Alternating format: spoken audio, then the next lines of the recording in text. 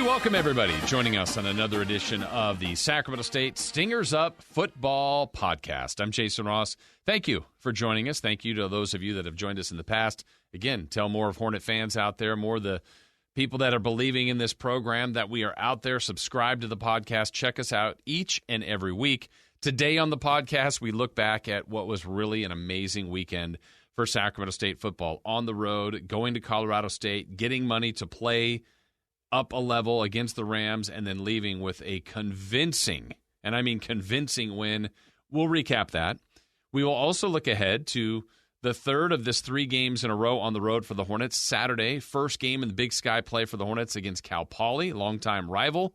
We've got that preview. We'll look around the Big Sky as well. And we've got a special guest with us today. We're going to check in with Garret Wolfe, and Garret's been a part of the program since the coaching staff changes. And Garret is really one of the people involved in the program that does a little bit of everything, but that is instrumental in the overall success of the program as far as a lot of the things you guys may not see, but behind the stuff that's paramount into the success of the team. And just thought it'd be kind of a different perspective to catch up and get that perspective from Garret, which will be coming up today on the podcast. But let's start with a look back. We always like to look back at what the Hornets have just gone through, and it was the final game of the non-conference schedule. And for me, when the schedule came out, I looked at the way it was laid out, and generally you never give up any games. You never say automatically that's a loss. But I thought if the Hornets can get through their non-league schedule at 2-1, that would be really great. They came in with expectations. They have met those expectations, and maybe for some surpassed the expectations so far before league even starts this weekend for the Hornets. And so you hope you can get the home game, the home opener, right, against Utah Tech. The swing game felt to me like Northern Iowa, which a year ago the Hornets did not win that game, and their non-league record is 1-2. And fortunately, though, they went 8-0 in conference play. But this year they get the home opener against Utah Tech. They then get that tough road game at Northern Iowa and get the win. And then when you get your guarantee game, which is the way we refer to that, is playing up a level at FBS and get money. You're basically helping to fund the program for football, for other sports around Sacramento State. It's a payday. And I don't have the official final word on the numbers, but I heard between 400 and 450,000 is what the Hornets were getting to go to Fort Collins and likely, more than likely, lose to the Colorado State Rams. Now, I think I even said on last week's podcast that it would be an upset. I thought a minor one. Well, as the week went on, the Hornets ended up being the favorite going into the game, and the line even moved from 2 to 4.5 points. So that's where the program has evolved to. There's a high level of respect. Also, on the flip side, Colorado State's down. You have to acknowledge that. This is not a program right now that's playing well and where it had been and where they hope to go under Jay Norvell, but that doesn't matter. They still have more scholarships. The facilities were amazing that they had at Colorado State. You could see why Jay Norvell took the job. Now he's got to get the players. But we're worried about Sac State. And Sacramento State went there, and I said it during the broadcast the last time Steve and Danny and I were at these games when the Hornets had pulled off upsets as members of the FCS, beating an FCS team. It was in Corvallis, beating Oregon State, and when Marshall Spurbeck elected to go for 2 and got it, we're screaming like crazy on a walk-off win there. And then the same the next year when the Hornets won at Colorado, when Castaneda hit the game-winning field goal, that was another screamer. This one was just a good old-fashioned start-to-finish, total control butt-whooping. I mean, that's what the Hornets did. And the Hornets have been on the wrong end of those way too many times playing up. They improved their record overall to 3 wins now as an FCS team against FBS, and it was impressive. It was really impressive. So let's take a listen back to the highlights here of how it went last Saturday in Fort Collins. And never before had I felt this way about a game where the beginning of the game felt so critical. The first half has been brutal to Colorado State. They were extra motivated to get their win before going into the bye week, before they go into league play. So I felt like the start of the game was critical, and I felt personally an interesting choice. The Hornets won the toss, elected to defer, and I could see a road where that would not have played out well. Maybe Colorado State goes right down the field and scores, build some confidence. They hadn't scored in the first half all season long. Well, instead, the Hornets gave up 1 first down. That was it. Got the stop, got the ball, and they went right down the field and put the first points on the board. Gibson to the left. Fulcher goes in motion. O'Hara keeps it, tries to follow the block, gets to the goal line. He is in! Touchdown, Sacramento State. Off the right side, following the blockers, Asher O'Hara scores his 5th rushing touchdown of the year, 30th of his career, and 14th as a Hornet on a 7-yard touchdown run. All right, so 7-0 there after yet another rushing touchdown for Asher O'Hara, who's been so effective on the ground this year and last year for Sacramento State. All right, so then the Hornets are up 7-0. Now the important thing is, can you extend? Can you now become even more of a believer in yourself and really just crush the spirits of Colorado State? Well, it would happen, and maybe a break. One of the few breaks the Hornets got in the game because they really deserved everything they got. They totally outplayed Colorado State, but while they are driving, they're deep in scoring territory, and the Hornets do catch the break.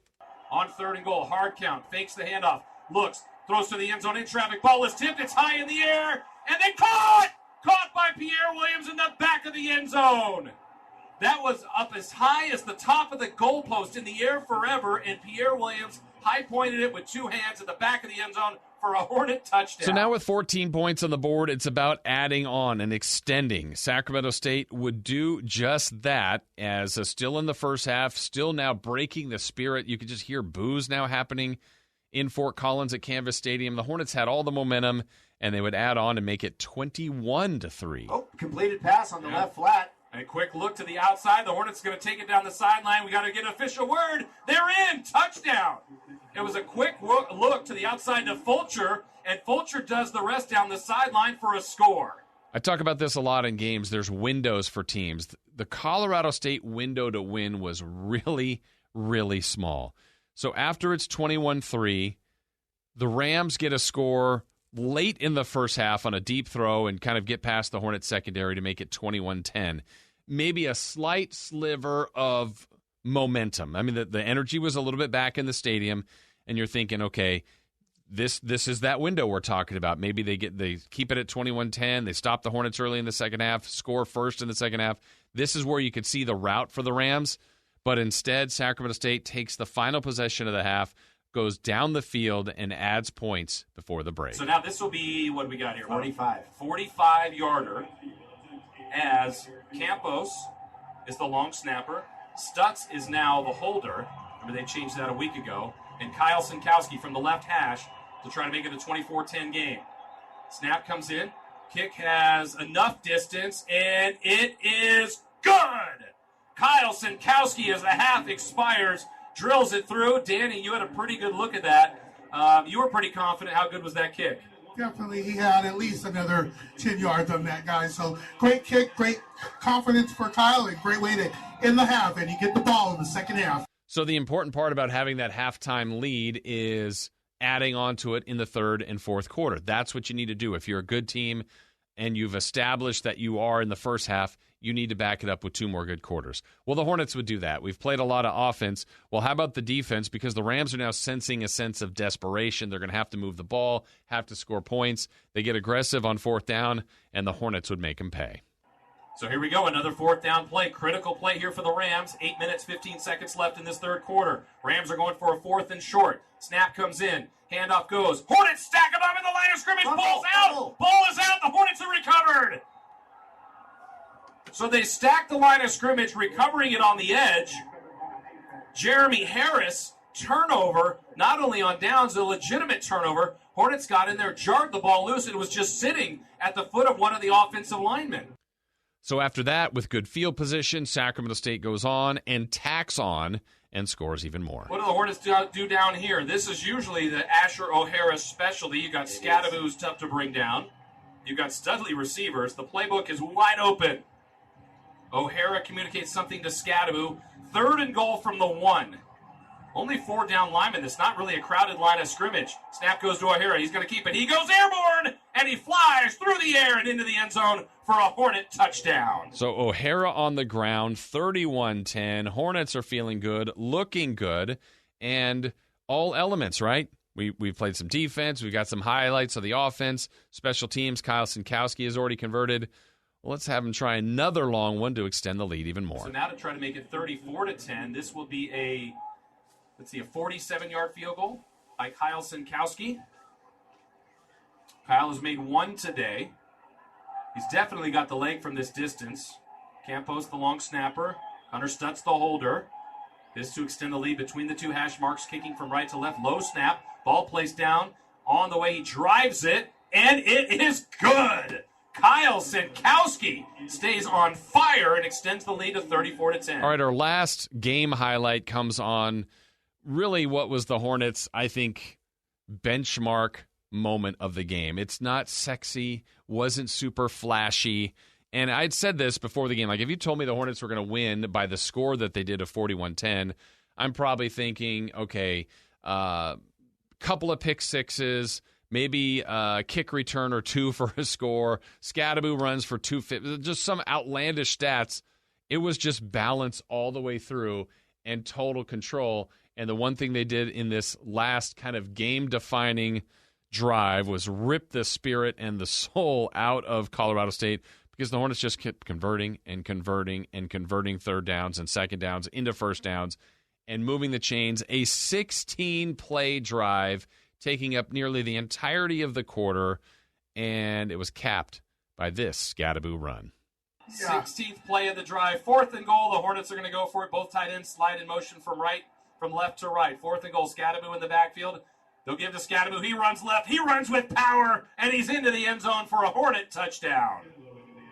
Cameron Scattaboo on the 16th play of the drive. A drive that started with 13 minutes and 37 seconds left in the game.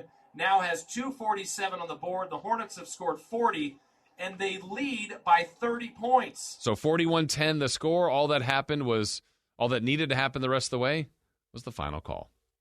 Could be the final play of the game, final minute, as Sacramento State gets the snap. Caden Bennett will walk forward, take his time, now gently takes the knee, and I think he might have done that perfectly. As will there be another chance to run a play? They don't have to run another play. Okay. Well, the Hornets. Yeah. Dun-da-da. The Hornets, we were going to say it at the same time. What a day for Sacramento State football. They came in as an FCS team, taking on an FBS team, but it didn't matter. Sacramento State scores the most points they ever have against a team of this level.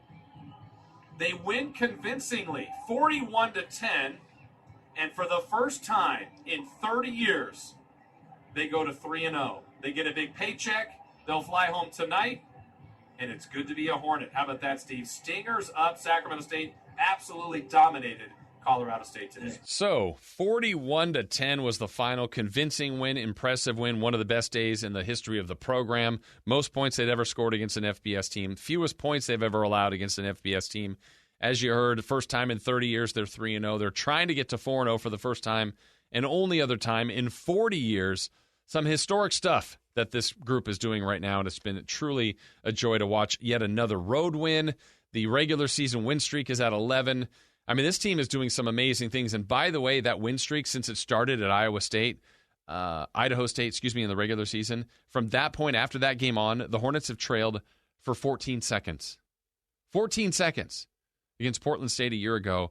And once they were down, I think they were down 4, then the ensuing kickoff returned by Devin Gandy, the distance to put the Hornets back up. Oh, by the way, Gandy, who's been hurt and I believe is going to miss the entirety of the season. They'll probably redshirt him.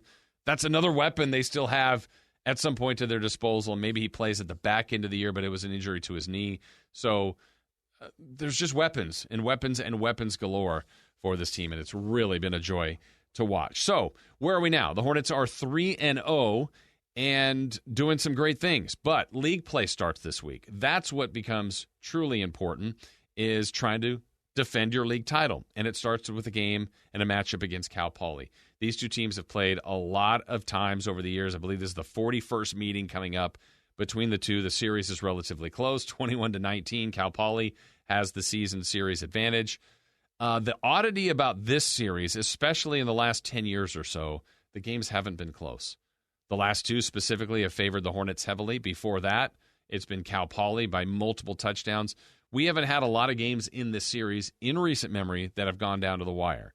So if you're Sac State, I hope you have that same kind of mentality. You're now ranked 5th. You have a target on your back. You are a good team. You know you're a good team, but you just can't have let-ups. There's some big games ahead, but I think they believe every game is a big game, and that's the right approach they should have. You don't want the slip-up because there's some matchups with Weber State, Eastern Washington, UC Davis, Montana still ahead.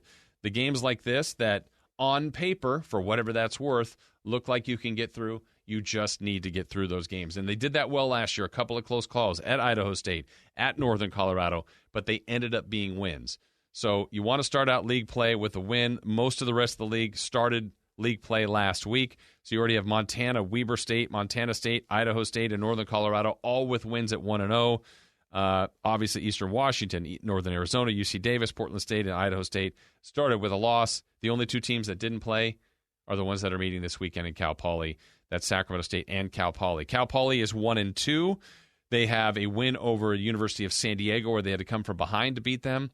They lost to Fresno State, and they lost to South Dakota. This team has moved the ball very effectively down the field, just haven't scored enough points. Coach Baldwin is a very good coach. He's a really good offensive coach. He knows Troy Taylor very well. Those two guys were at Eastern Washington before. I think their defense is a little bit behind their offense, and it's another one of those teams. If the Hornets do their thing, if they do it well and play right, it should be a good Saturday for them. But football's a funny sport. Mistakes, turnovers, miscues, who knows?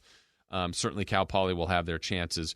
But I like this matchup. Hornets trying to get to 4-0 for the first time, and only other time was in 1982. Man, what a start. And you look at the ramifications of the league around them, where Montana's ranked, Montana State, Weber, based off their early season success, even Eastern Washington, Davis has received votes. Really, everybody in the league has received votes, but at some point in voting this year, but Cal Poly, Northern Colorado, and Idaho State. I think Idaho's improved. The Hornets will face them later on homecoming.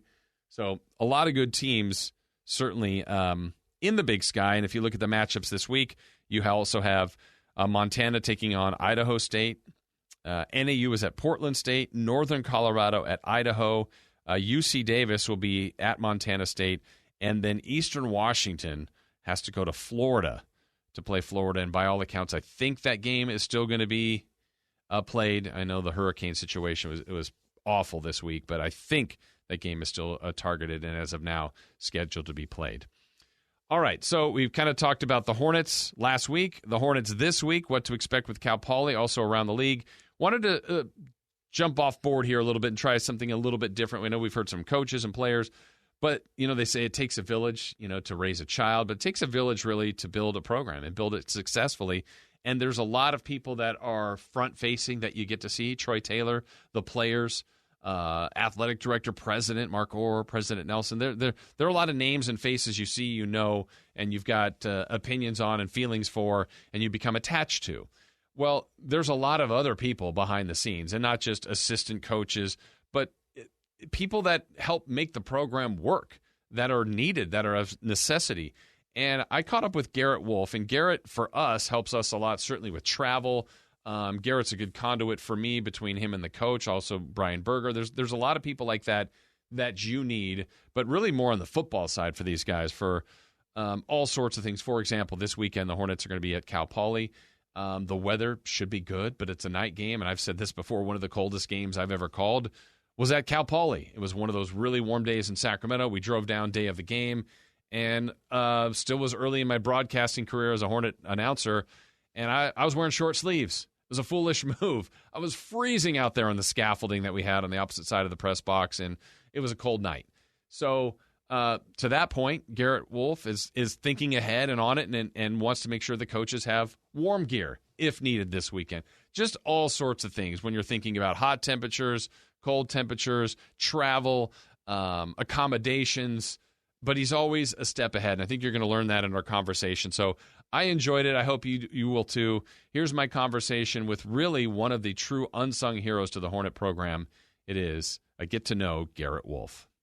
Garret, it's been great for us to get to know you, but let's let you talk to our audience a little bit more about, I guess first let's start with your title. Like, what would you, I know you do a ton of things, kind of a jack of all trades, but what would you say your official title is with the program? Well, currently, the Assistant Director of Football Administration, probably a fancy way of saying Director of Football Operations for most other schools. But, handle most everything that's, off the field, let Coach Taylor and the staff focus on the X's and O's and the direction of the program and try to keep all the other distractions at a minimum. We'll get into your details here, but what's your background? Where did you kind of grow up? How did you end up getting to Sac State? Yeah. So Coach Taylor was actually my high school football coach at Folsom High School. So grew up here in Folsom, locally, Sacramento area, and then went to University of Texas, and from there kind of started bouncing around with this football thing. Actually reconnected with Coach Taylor while he was at Utah, and I was at Stanford. So I'd spent 4 years at Stanford prior to this, and it was fun to reconnect, and it just shows like never really know where life's going to take you. And obviously reconnected with Coach Taylor and asked me to come here with him, and it's been a great ride so far. How would he describe you as a football player? Tenacious, probably. A little bit got that chip on my shoulder from being a smaller guy, and obviously competitive. So I think it was kind of a natural draw for Coach T, because he's one of the most competitive people I've ever met. So knowing that you want to come in and obviously do a good job for him, and he knows you're going to do a good job as well. I'm thinking, you're at Stanford. They're very successful all the years you're there. You're watching them win a bunch of games, get to bowl games. Was it Coach Taylor, the relationships, coming back to Sacramento? That's a significant adjustment coming back here. Yeah, my family's still here, so that one was, obviously a perk of coming back. But, I just always thought, having spent time in the Big Sky, that there were a couple programs in the Big Sky that I could never really understand how they weren't winning. And Sacramento State was always one of them. There's a lot of good football talent in Northern California, and I knew that Mark Ward and Coach Taylor have won, pretty much everywhere they've been. I was part of one of the transformations. Now, we didn't win any state championships at Folsom when I was there, but it was easy to see that, things were going in the right direction real early on. And it just seemed like a good fit, coming home, kind of next phase of life, being able to spend time with family, and then obviously kind of turn this thing around here. Yeah. And all of that's been great so far. How do you think Coach does it? Because I love your description. He is as competitive as anybody I've ever seen, but there can be a calm, there can be a push the button when he needs to. He's got a really good mix. Obviously, he's brilliant at the tactics of the sport, but what do you see in him why does this work for him? Yeah, I just think there's a care in everything that's done. Everything is thought through. Everything isn't necessarily on a whim. It's there's something tactical about it, and that goes from how he handles the staff to how he handles the players to how he handles the media. All of that stuff is pretty cool to see. But I just think that there's good people around here. Coach Taylor's done a great job of formulating that staff. So just knowing what winning culture is something that he is obviously very well versed with, and has brought it here. One of the things that stuck out to me that he said in his opening press conference was love. He's like, love for university, love for your teammates, love for football, so on and so forth. On a personal level for you come to this job, you find love. That's pretty cool with Dallas, the connections here with Sacramento State. I don't know if that was something you predicted, but that's a pretty nice byproduct to come to Sac State. Yeah, definitely. So the backstory there for the listeners was that I met my now fiance once I got here to Sacramento State, and like I said just a little bit ago, it's been nothing but great to be back, and love the guys on this team, love the coaches, love the staff, love my staff. Players are pretty cool, so very, very fortunate. Well, let's get into some of the duties that you have, because there's a lot here that you have to do, especially the Hornets are just about to wrap up a 3-game road trip. That's a hyperdrive, I think, for you, but kind of take us through a day of some of your obligations, certainly with travel, with the team, but just kind of day in the life of Garret Wolfe. Yeah, the operations side of things is fun, because about every 6 weeks or so, your focus moves to something else. Now, obviously during the football season, football is first and foremost, and the travel, never stops. You're always a few weeks ahead and coordinating all the travel. But, here in a few weeks, we're going to have to start thinking about next year's budget. We're going to have to think about next year's equipment orders. It's all this stuff that kind of just rolls right into each other. You get to the winter, and now you're dealing with recruiting. You get to the early spring, and you've got winter workouts, and you're actually formulating and finalizing the budget. And then in the spring, you've got all of your fundraisers and your camps and everything else. So every 6 weeks, you're kind of moving into the next chapter of what's ahead. And, coaches are focused on football, but, January is going to come quick. And when there's not football, we got a bunch of other things coming down the pike. So I've always wondered, so traveling with the team, and you do such an amazing job. It seems so seamless.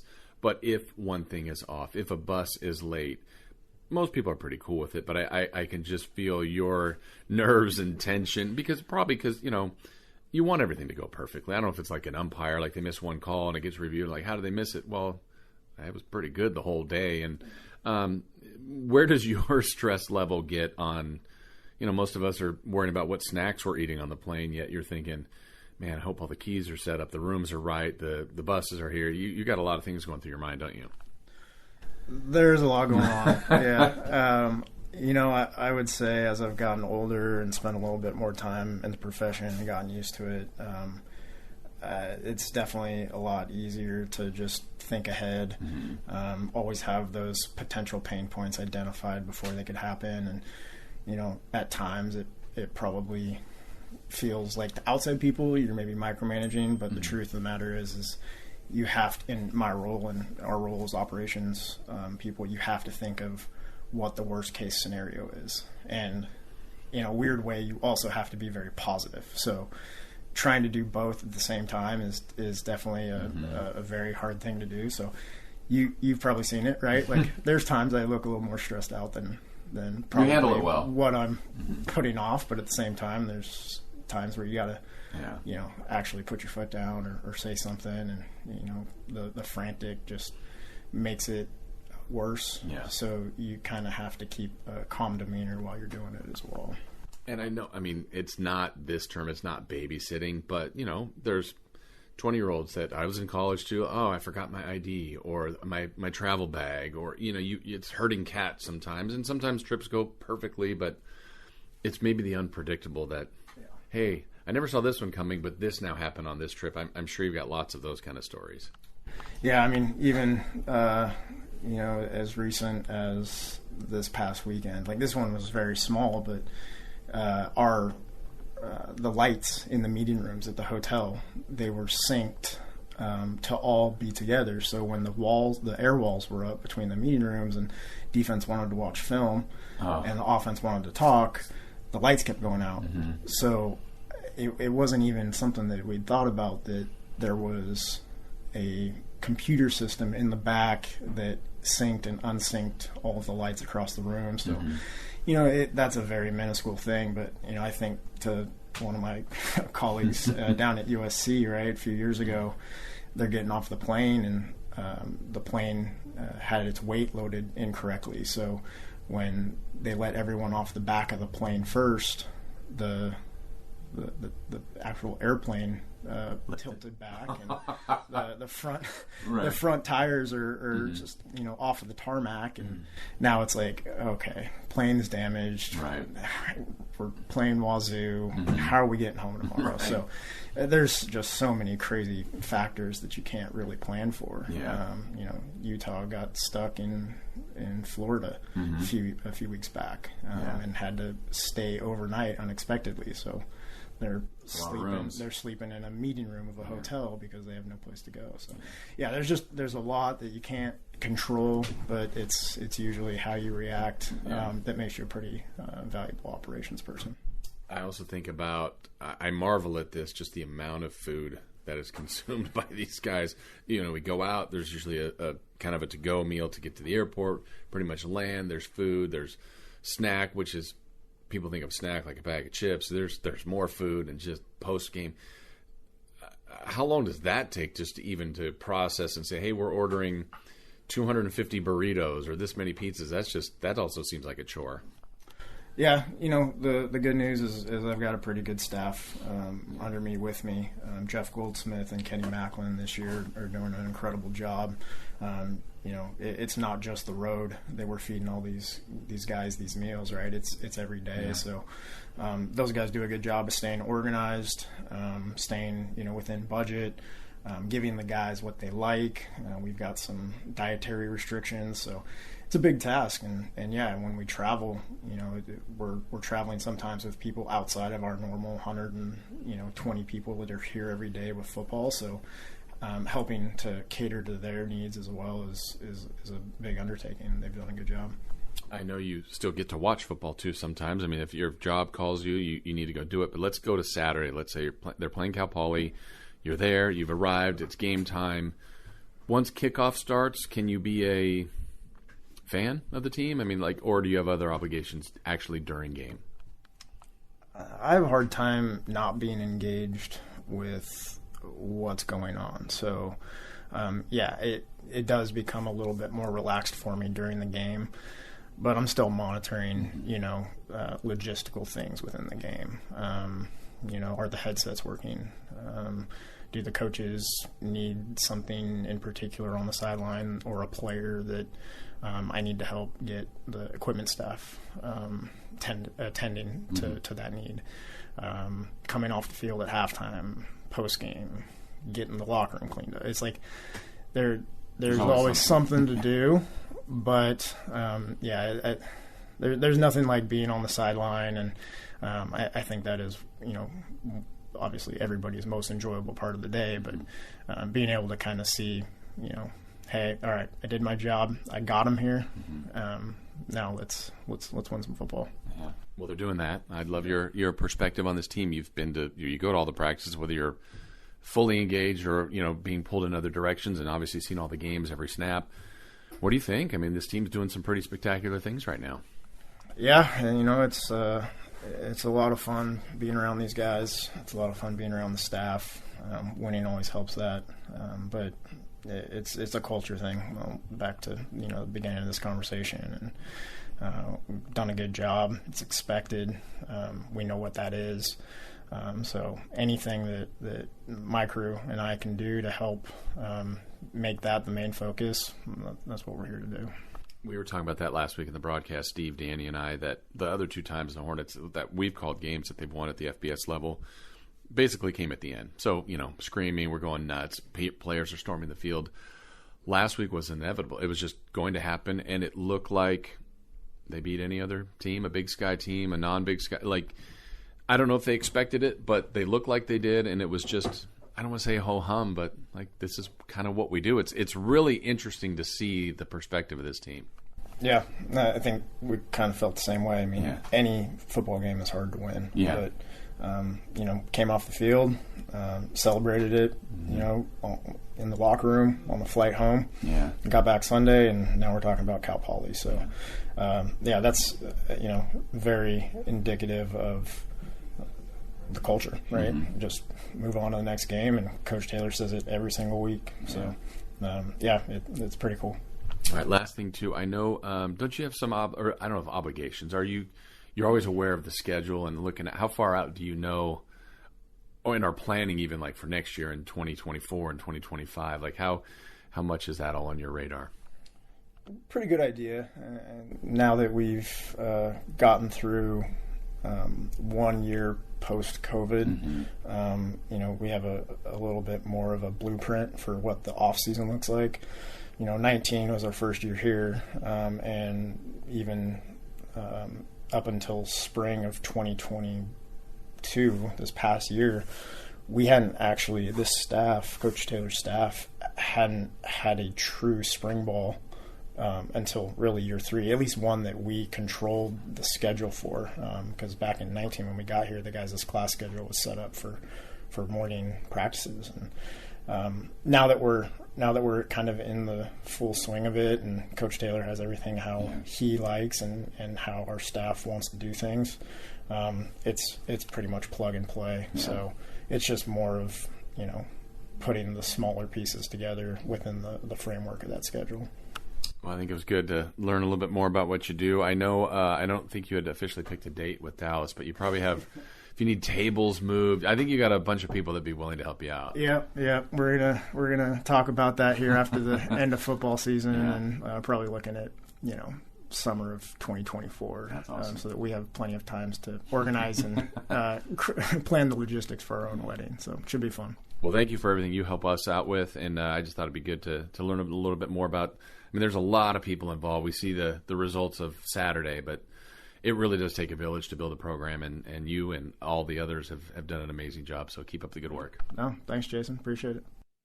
My thanks to Garret Wolfe. I hope you enjoyed that conversation. We wish him and Dallas certainly nothing but the best. Those two are great together and great Hornets. And hopefully the Hornets will continue their greatness this weekend. I want to make sure you check us out on our radio broadcast with me and Steve McElroy and Danny Sullivan. We'll be down there calling the game.